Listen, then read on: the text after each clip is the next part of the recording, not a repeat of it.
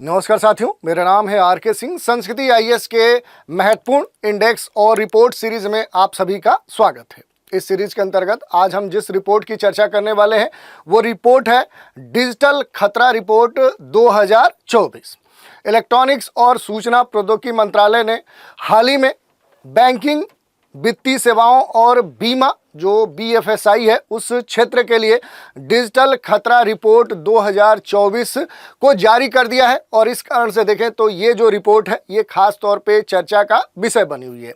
तो इस रिपोर्ट के बारे में देखेंगे, इससे जुड़े हुए जितने भी अहम पहलू हैं उन पर बात करेंगे कि आखिर ये रिपोर्ट है क्या, रिपोर्ट क्या कहती है, रिपोर्ट की क्या विशेषताएं हैं और डिजिटल खतरा जो रिपोर्ट 2024 है आखिर किस उद्देश्य से ये प्रस्तुत की गई है। डिजिटल जो खतरा रिपोर्ट है इसकी जो मूल जानकारी है, जो मूल की फीचर्स हैं वो क्या बताते हैं, रिपोर्ट की मुख्य बातें क्या हैं और इसी में सबसे अंत में जो शीशा है उसके बारे में भी देख लेंगे कि आखिर वो है क्या।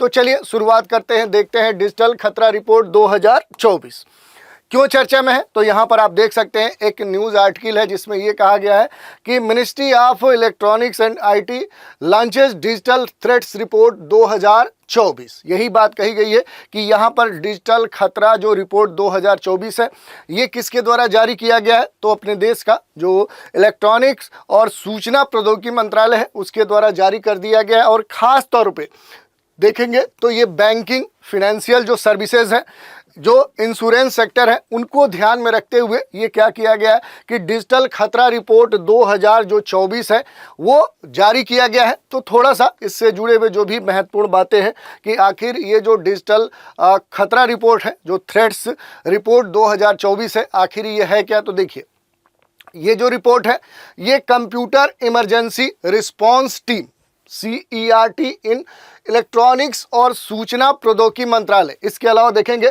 तो CSIRT फिन के सहयोग से एक वैश्विक साइबर सुरक्षा कंपनी जो सीसा कहा जाता है, रणनीतिक सूचना और सेवा समझौता के द्वारा देखें तो इनके सहयोग का ये एक प्रतिफल है। डिजिटल जो थ्रेट रिपोर्ट 2024 है इस रिपोर्ट में देखें तो एक क्षेत्र विशिष्ट, एक रीजन बेस्ड कह सकते हैं कि साइबर सुरक्षा जो मूल्यांकन है वो जारी किया गया, जो BFSI जो इंडस्ट्री है उस पर खास तौर पे केंद्रित है। ये मौजूदा सुरक्षा जो भी कमजोरियां हैं, जो इसकी वीकनेस है, उभरते जो खतरे हैं, इससे जुड़े हुए जो विभिन्न फैक्टर्स हैं, जो कारक हैं साइबर सुरक्षा के लिए, जो भी सबसे बेस्ट पद्धति हो सकती है, प्रथाएं हो सकती हैं, उनके विस्तृत मूल्यांकन पर ये जोर देता है। उसके बारे में विस्तृत जो रिपोर्ट है वो भी प्रस्तुत करता है। इसके अलावा अगर हम बात करें तो डिजिटल जो खतरा रिपोर्ट 2024 है इसकी कौन सी विशेषताएं हैं उन पर थोड़ा सा हम बात करेंगे। जैसे अगर बात करें कि इसका जो रिलीज है, इसका जो प्रकाशन है वो किसके द्वारा किया गया है, तो CERT इन भारतीय कंप्यूटर आपातकालीन प्रतिक्रिया टीम, CSIR फिन वित्तीय क्षेत्र जो घटना प्रतिक्रिया टीम है और जो सीसा है साइबर सुरक्षा जो समाधान प्रदाता है, इनके सहयोग से ये क्या किया गया है, विकसित किया गया। तो ये आप देख सकते हैं कि आखिर इसे बनाने वाला रिपोर्ट को कौन है, किनके सहयोग से बनाया गया है। ये जो रिपोर्ट है ये भारत में जो बैंकिंग सेक्टर है, जो बैंकिंग क्षेत्र है,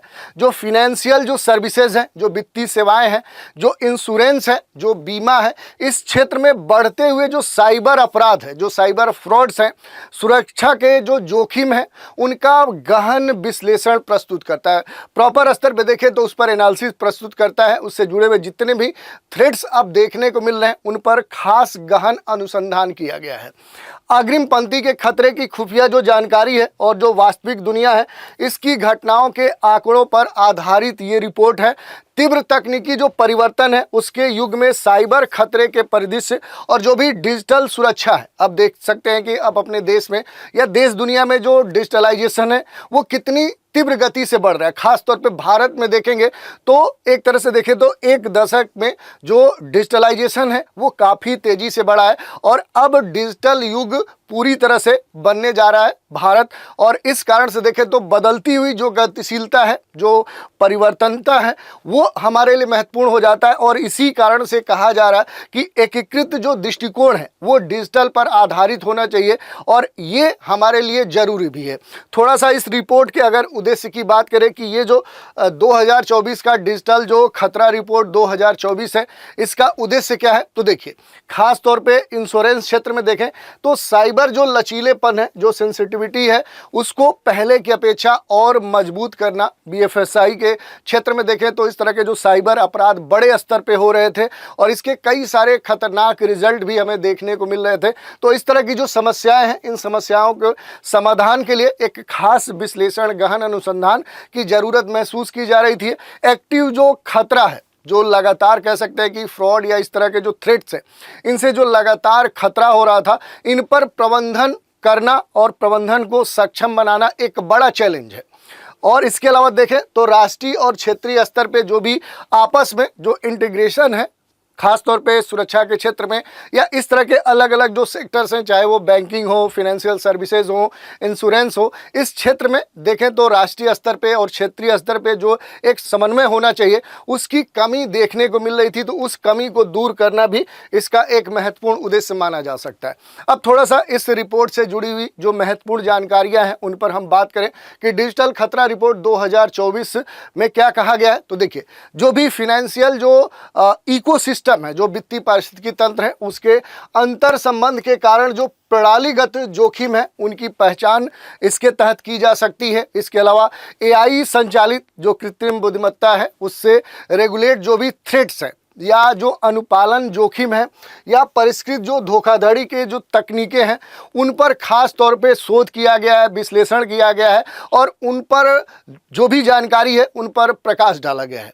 लोगों, प्रक्रिया और जो प्रौद्योगिकी डोमेन है, उनमें जो रेगुलेशन है, उसके योग्य जो भी सिफारिशें हैं वो इसमें दी गई हैं, सिफारिशें प्रदान की गई हैं।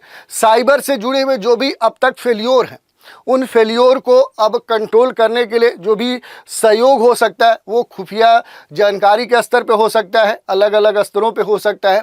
उन आवश्यकताओं पर खास तौर पे जोर दिया गया। तो ये खास तौर पे इस रिपोर्ट में महत्वपूर्ण जो बातें हैं वो शामिल की गई हैं। कुछ अन्य बातों की चर्चा करें, जैसे देखें कि रिपोर्ट की जो मुख्य बातें हैं, इसमें ये कहा गया कि सामाजिक इंजीनियरिंग में वृद्धि की गई है। आपूर्ति श्रृंखला की जो कमजोरियां हैं उन पर खास फोकस किया गया है। अनुपालन जो विकास है उस पर बात की गई है। लगातार जो नियंत्रण अंतराल आ रहा था उस पर बात की गई है। एआई संचालित जितने भी खतरे हैं उन पर भी बात की गई। तो थोड़ा सा एक एक करके सभी पर संक्षिप्त रूप से हम बात करते हैं। पहला जो है वो है सामाजिक इंजीनियरिंग में जो वृद्धि हो रही थी। ये कहने का मतलब क्या है, तो देखिए, जो भी व्यावसायिक स्तर पे, कमर्शियल स्तर पे जो ईमेल समझौते हैं और जो भी फिशिंग के हमले हैं, वो अधिक सटीक और नुकसानदायक हो गए हैं। जो पारंपरिक सुरक्षा बाधकों को दरकिनार करते हुए विशेष जो रणनीति है, जो स्ट्रेटजी है, जो तरीके हैं और जो भी इंश्योरेंस संस्थान है उनको निशाना बनाते हैं। जो भी बीएफएसआई जो संस्थान है उनको टारगेट करते हैं। तो इन पर खास तौर पे अब बात की गई है इस रिपोर्ट में और इनसे जुड़े हुए जो भी समाधान हो सकते हैं उस पर भी काम करने की बात कही गई है। दूसरा देखिए है आपूर्ति श्रृंखला जो कमजोरियां हैं, ये एक दूसरा पक्ष है और इसमें खास तौर पे देखें तो जो भी विक्रेता है, ओपन सोर्स जो सॉफ्टवेयर है उसके माध्यम से जो भी उल्लंघन है, उन उल्लंघनों ने बड़े पैमाने पर जो खतरे हैं वो अब उत्पन्न किए हैं, जिससे जो भी विक्रेता है वो जोखिम प्रबंधन को और अधिक सख्त बनाने की आवश्यकता पर लगातार जोर देते रहा है। तो इस पर भी फोकस किया गया है। इसके अलावा देखेंगे तो जो अनुपालन है उसको विकसित करने की बात कही जा रही है। जो भी विनियामक ये पूरा ढांचा है उसके सामंजस्य की ओर अब तेजी से विकसित करने का प्रयास किया जा रहा है। जो भी अनुपालन है उसको एक कठोर दायित्व से एक रणनीतिक जो उपकरण हो सकता है, जो भी बेसिक इंस्ट्रूमेंट, जो भी इकोसिस्टम बनाया जा सकता है, उसमें परिवर्तित करते रहने की बात कही गई है, जो विकास को गति दे सके, जो डेवलपमेंट, जो ग्रोथ को लगातार कह सकते हैं इनहेंस कर सके।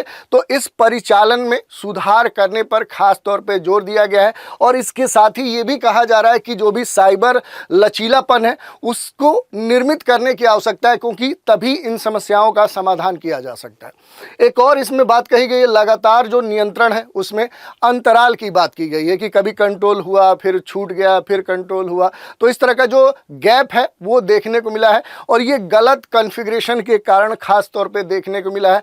अति जो विशेषाधिकार है वो प्राप्त जो पहुंच है, कमजोर जो पहुंच नियंत्रण है, सबसे अधिक जो सुरक्षा के प्रति जागरूक संगठन है, उनको भी अब ये परेशान करते रहे। तो इस तरह की जो भी कह सकते हैं कि लूप होल थे, उन पर भी खास तौर पे इस रिपोर्ट में प्रकाश डाला गया है। एआई संचालित जो भी खतरे, क्योंकि अब जो जमाना है वो नई तकनीकों का है और उन तकनीकों में आप देखेंगे तो एआई उनमें सबसे महत्वपूर्ण है। तो कृत्रिम जो बुद्धिमत्ता है, इसका जो उपयोग रक्षकों और हमलावर दोनों के लिए किया जा रहा है। क्योंकि एक तरह से देखें तो एआई का जो इस्तेमाल है वो पॉजिटिव कार्यों के लिए भी किया जा रहा है और नेगेटिव कार्यों के लिए भी किया जा रहा है। इसीलिए रिपोर्ट में भविष्य में एआई जो प्रौद्योगिकी है उसके द्वारा संचालित अत्यधिक जो व्यक्तिगत या बड़े पैमाने पर जो भी साइबर हमले हैं उसके प्रति खास तौर पर चेताया गया है, क्योंकि इसके जो खतरे हो सकते हैं वो आने वाले समय में काफ़ी बड़े हो सकते हैं। तो इस पर भी इस रिपोर्ट में खास तौर पे प्रकाश डाला गया। तो ये कुछ महत्वपूर्ण बातें हैं जिन पर हमने बात की।